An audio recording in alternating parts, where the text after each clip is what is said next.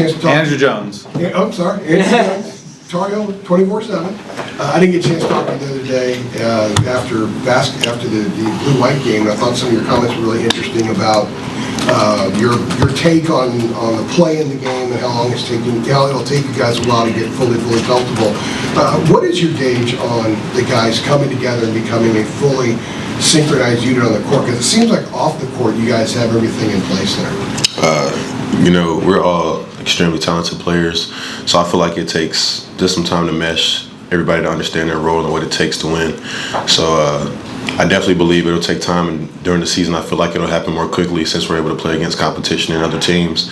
But I just feel like it's always going to take time. It's always going to be a journey, and it's a day-by-day thing. So I can't put like a timetable on when I feel like we'll mesh, but I feel like every day we get better and better as a group. And how discernible is that when you say you feel like you get better every day? Is there something when you leave practice, you're like, okay, we're a little bit better at this aspect of something, maybe communicating on the court or something else? For me, it's just chemistry. So like me and Henry, we play a lot together with the high-low game and dribble drive into a lob or something like that. So we talk on the court and we're like, okay, this time I'm gonna dribble to the left.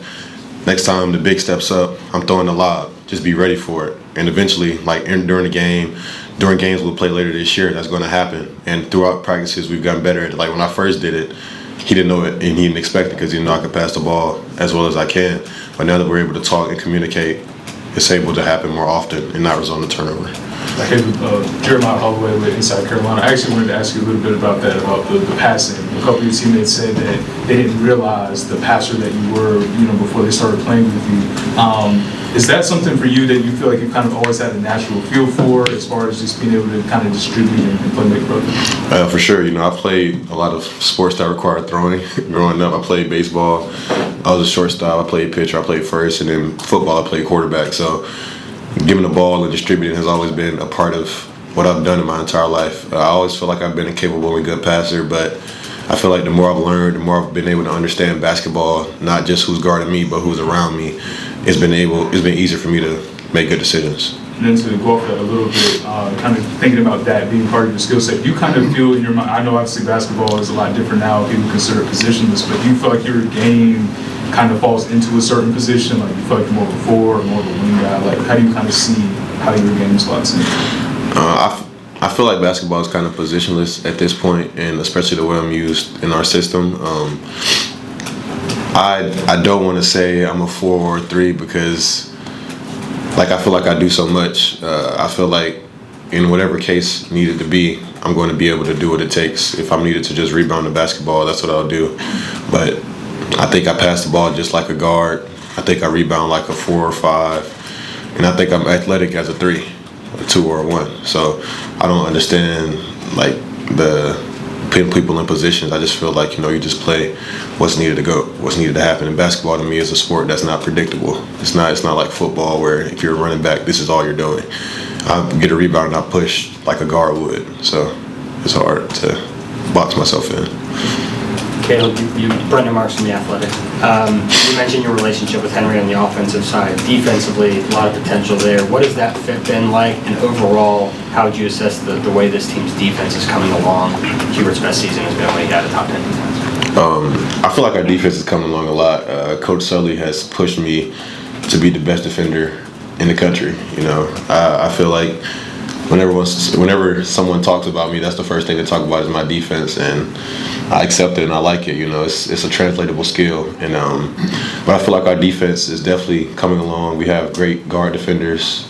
My man Derek, he's 6'5" guard, so we have size up and down the lineup defending. Seth is a great defender, and Jaren's a great defender, and me and him are both switchable, so we could switch on and off the ball, and I feel like with Henry and me, we're like the Twin Towers in there. We're both gonna jump as high as we can and contest. As long as we stay out of foul trouble, it'll be really hard to score in there. We're both physical, and I feel like it's just going to be a great defensive year, honestly. You mentioned being switchable. If I could just follow up, what is your level of comfort switching out onto, say, guards or point guards or things? Again, you mentioned your athleticism. Is that something that you would be up for if you were asked you to do it? I'm up for it. I feel like if you follow my basketball journey, switching is something that's going to make me look really good. I like guards because I feel like every guard, when they feel like they got it big on them, they try to dance and stuff like that, and I just end up taking it or making them shoot a bad shot because it's kind of like egoing them into making a move. So I love playing defense. I love switching. So I definitely feel comfortable with it, to answer your question. Caleb, Noah Weisskopf with Tar Heel 24/7. We've been around you a little bit. Your confidence obviously is something that sticks out. Where does that confidence come from? Have you always been like that since playing sports as a kid, and just sort of how did you develop that? I feel like confidence is, first of all, you got to work to get it. I feel like you can't, someone can't give that to you. So, I mean, I've never worked this hard in my entire life. Like this past summer, like I was working out at 10 p.m. at night by myself and doing a bunch of different things that I felt like separated me from everybody else in the country. So I feel like my confidence really came just this summer and knowing that I'm working so hard and doing things that aren't normal, and I feel like it's all just, it's all for myself. I'm curious, what are some of the moments the past, I guess, couple of months that you really cherish off the court with your teammates? What are some of the things that you guys have done that you really look back to and say, wow, this is really a blast, or anything like that? Definitely our Outer Banks trip. We had a lot of fun. I was able to get to know what my guys do off the court, you know. And here, like, we don't live together, so spending that 1 or 2 nights in the house together was really fun, you know, playing games, going to the pool, going out to the beach. It was just really nice to meet and know the guys that I was going to be playing basketball with. So I'll say definitely that was one of the biggest things. Any hobbies that your teammates have you didn't expect them to have? Jaron plays on his phone all the time. Like, he plays Clash of Clans. I think that's the game. And yeah, but Derek, we listen to country music all the time. Derek put me on the country music, so we love Zach Bryan. We love Tyler Childers. Listen to that music all the time. We were riding together, so that's something else I say is cool. Caleb, you good, Laura?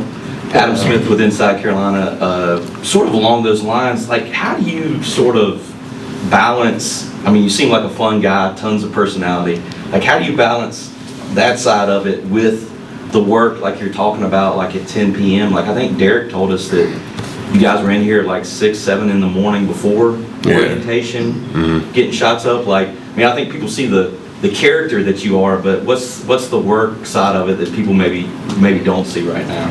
It kind of comes from my dad. My dad's always told me, like, it has to be a balance, like you're saying. I love to have fun off the court, but that's not why I'm here. I'm here to make myself a legend here and win a bunch of games. So I didn't commit to Carolina to come here and go to karaoke night. So yeah, I came here to be a great basketball player. So I do things that are kind of freeing mentally off the court because, you know, I feel like it definitely is important for you to have a mental balance. You can't put all your mental cards in one deck. So I try to do things that kind of take my mind off basketball, but it's hard for me to do it. But it's good for me because, you know, the ball is going to stop bouncing one day. You want to have certain stuff that you can fall back on. But I love basketball and I love the grind. I love seeing myself get better. So that's really where that comes from. Just to follow up real quick, you said working out at 10 o'clock, doing things to separate yourself. What are some of those things you think that would separate yourself? Some of the work that you put in? I would definitely say running. I feel like being in the best shape is definitely going to be important, you know, playing as many minutes as I hope to play. And also, like, I do work out a lot, but I also took time to, like, stretch and stuff like that because I want to stay healthy as long as I can. And I just did a lot of things that I hadn't done before, which is why I'm more confident I've ever been, because in high school I wasn't stretching after workout, or I was working out early in the morning, but like I wasn't working out 3 times a day, and practice definitely was not as hard as it is here. So it's just a lot of stuff I'm doing different. Caleb, Ariel Biden with Tar Heel Tribune. You seem that high energy on the court and off the court with your personality. I think Coach Davis said if you ran for student body president, you'd probably win. Yeah. Tell me about how your personality is shown on campus, and would you be able to be more of a leader than most freshmen would be because of your personality? So, throughout campus, I just try to make sure I speak to everyone because, it's always a feeling of uneasiness when you're around a basketball player because, you know, people think that we're don't even want to say not human, but like that we think we're better than them. So I always try to make everyone feel like, you know, I'm personable. Like you can talk to me. I even said it in my introduction interview that we posted on social media. Like if you want a picture, if you want to talk, I'm not going to shun you away. I just talk to everybody, make sure everybody feels incorporated with what we do. I have tons of friends that don't play sports just because, you know, we have some of the same things we do off the court. But as a leader, as a freshman, like I talk all the time. I talk constantly. I walk in the locker room. I make sure I speak to everybody. I just feel like I just try to incorporate everybody in everything we have to do. And on the court, I'm going to play as hard as I can and try to lead with action and before I lead with my voice, because, you know, actions speak louder than words every time. Will you call out a teammate? Yeah, I would call out a teammate, but it's just, I feel like as long as it's like a relationship where they feel the same way, that they can do the same thing to me, it's always good. I just don't want to be like a one-sided leader, if you feel me. Caleb, Rod Baxley, Fayetteville Observer. Looking at this freshman class across the country, really good group. Mm-hmm. What separates you from the rest of the guys in your class? I would say work ethic and just the ability to do whatever it takes to win. I feel like I feel like I know when I need to be selfish. I know when I need to attack the rim and do what I have to do to win, but I'm also not pressing to do any of that. I'm pressing to win. So I'll just say just the pressure mentally for myself to do what it takes to win. And you touched on a little bit with the defensive side of that. Where did you kind of pick that up to where you're more advanced than some freshmen may be when they come in as a defender? I watch film, and I watch defenders often. I watch Marcus Smart a lot, Tony Allen, and I watch videos of them saying like little things that they would do or look for when they're playing a player to help me like determine when they can steal the ball. Like as simple as like when somebody's dribbling the ball, you never want to swipe down, you want to swipe up so the ref can see that you didn't hit an arm. And the ball goes up, which gives you an advantage because I'm tall. I can just jump up and get it. Or how whenever somebody passes the ball from the top of the key, I do all the time. They usually bring it down to their chest because they feel comfortable with it there instead of passing it over their head. So it's a lot of things, like small things that I look at and I determine through film that allow me to make smart decisions without fouling on the court. So you mentioned earlier, sorry, she'll respond with it, and no, you mentioned earlier some of the things that you do for maybe mental balance outside of basketball. I was wondering if you could elaborate and give us some examples of that. I build Legos. I listen to a bunch of music. What else do? I play the video game a lot. I read. I read like a bunch of stoicism. I feel like it's beneficial to your mental health. You know, I feel like it kind of makes me approach the days differently than I used to before. Something else that I did differently when I got here. And I just sleep too. I sleep. Like whenever I get a chance, I sleep. 30-minute nap, I'm taking it. I do a lot of stuff differently than I did last year. So, yeah. Okay, following up, the stoicism thing, when did that start? And I guess what have you taken from that? That started actually, so I took a class my senior high school in the second semester, and we were learning about like ancient history, which is like my favorite subject. And we're learning about philosophers and things that they had to like offer. And I learned about like Aristotle and just how to approach your day, like how you can't control what other people think or you can't control other people's actions. And I kind of like, it really like influenced me then. And then I got like more into it.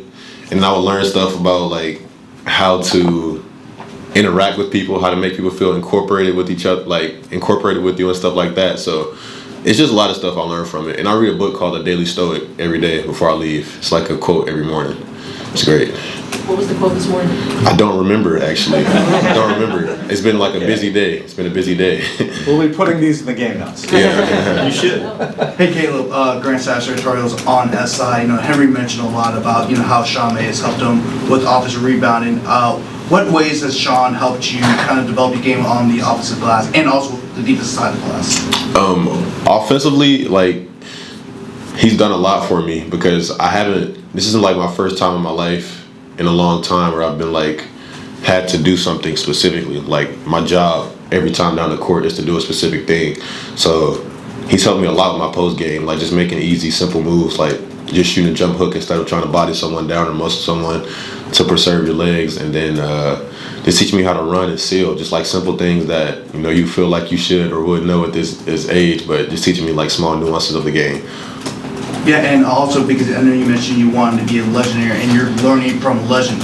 And he's, his jersey's up in the rafters. What does that mean for you as a Carolina basketball player? It means a lot, honestly.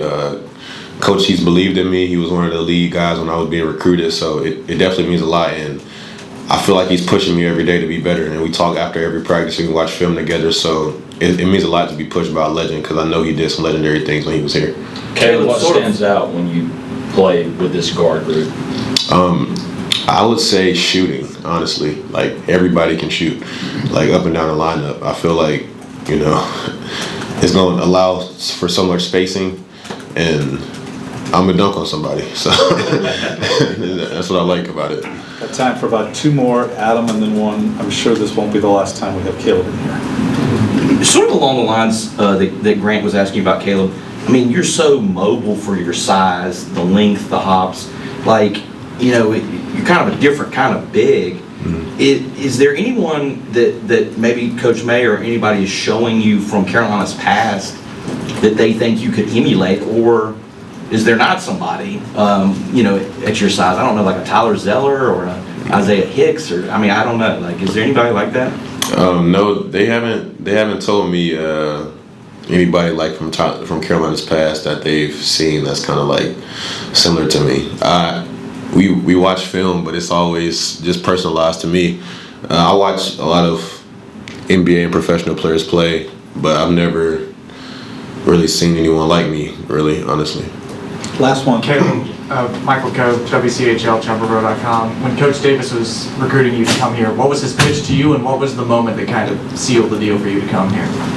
Well, he had a pitch, but I knew I was coming here after the Duke game. So that was like 2 years ago. We beat them, and I was like, bro, it don't get no better. And so I knew then that I wanted to beat Duke, and I was in the locker room partying. And then last year we didn't beat them, and so I was like, man, I need to get that done. So that's what made me come here, honestly. When we beat Duke, and I saw Franklin Street lit up, and I was able to go out with the team for a second and just kind of get the vibe. I was like, man, I got to come here. I got to win some games. I got to ask, what's your favorite Lego set that you built? That's a tough one. Oh, I'm really big into cars. So I built I think it's a Lamborghini Countach. I think that's the name of it. But I built one of those. But I built one other one too. Oh my gosh. Okay, I'm just gonna say the Lamborghini Countach because I built that recently, maybe like 2 months ago. Sure. I hate to stop this, but we do have Jaden behind him and then practice. Thank you.